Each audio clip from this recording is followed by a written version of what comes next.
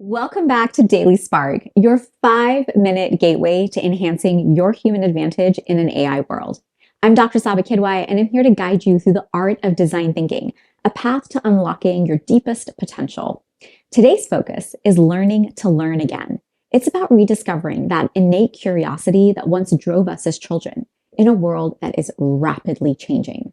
In today's situation, I want you to picture a child's eyes, wide with wonder, taking in the world like a sponge, that experience when we're seeing something for the first time. This is the kind of curiosity that I see in my niece and nephew. It's absolutely magical. It's an organic approach to learning that we often lose as we get older. The insights that come from our curiosity, our questions, our observations, are really the building blocks of our creativity. And as I always say, AI always needs a human prompt. And the best prompts come from this innate curiosity. But as Sir Ken Robinson is very quick to remind us, schools often kill this creativity instead of nurture it. It's an insane irony. Imagine if our education fostered and amplified these inherent strengths, skills, and dispositions instead of letting them die away. In today's crazy fast-changing world, reigniting this kind of authentic, childlike curiosity is more than just an aspiration.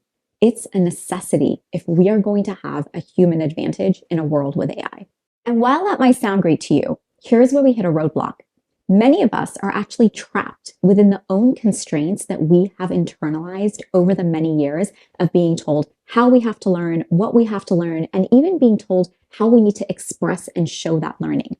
We're so stuck in a narrative that suggests change is difficult or that there's no other way that we can do something because this is how it's always been done, that it's really hard for us to actually embrace new beginnings. And what makes things even worse was highlighted in a report that Microsoft did on AI and the future of work, where they said that 68% of people don't even have the time to think about these questions because of their hectic schedules. And of course, anyone who opens up their calendar will easily identify with why.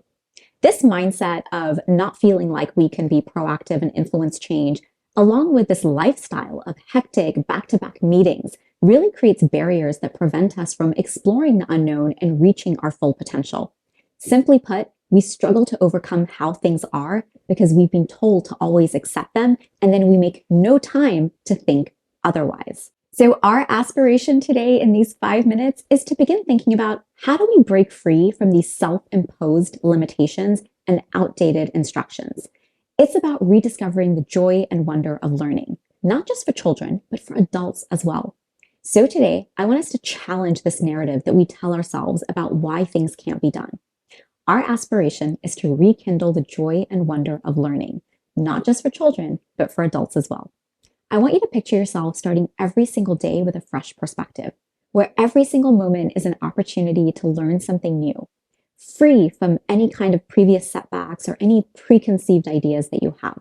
Now, one of my favorite leaders who really embodies this culture of growth and learning across their organization is Satya Nadella, the CEO of Microsoft. In 2014, he inherited this big tech giant that many people believed had seen its best days. But he knew his commitment to lifelong learning could reignite the organization. He really instilled this culture of learning and having a growth mindset across the organization. He urged his team to hit refresh, not just in their products, but in how they were thinking. And the results are right before us today. A new, more innovative, influential Microsoft than we have ever seen before.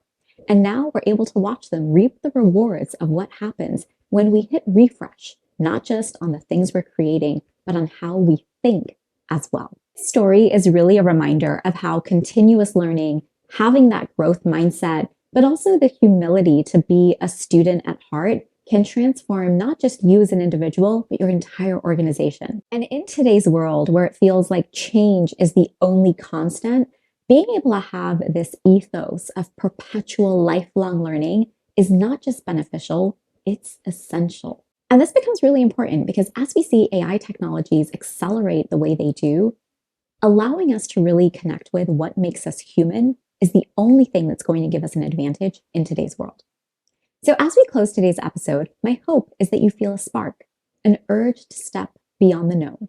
Whether it's listening to a new podcast, connecting with a new person, exploring a new hobby, or thinking about that new language maybe you wanted to learn, or thinking about a skill you've been wanting to add to your toolkit. Let 2024 be the year that we commit to lifelong learning, to living a rich life with curiosity and wonder. And of course, to not have to do it alone.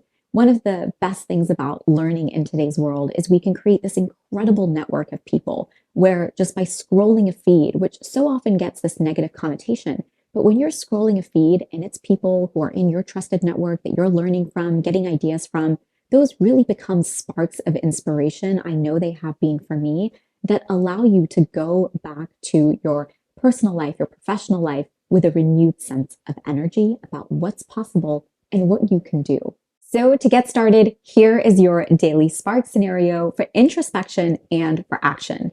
I hope you're able to use this as a tool to engage AI as a catalyst for coming up with solutions to things that you're looking for.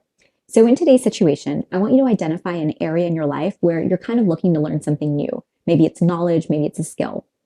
For the problem, I want you to acknowledge whatever fears it is that are holding you back. And oftentimes our fears are not always physical barriers or obstacles, they're mindset barriers. Then your aspiration.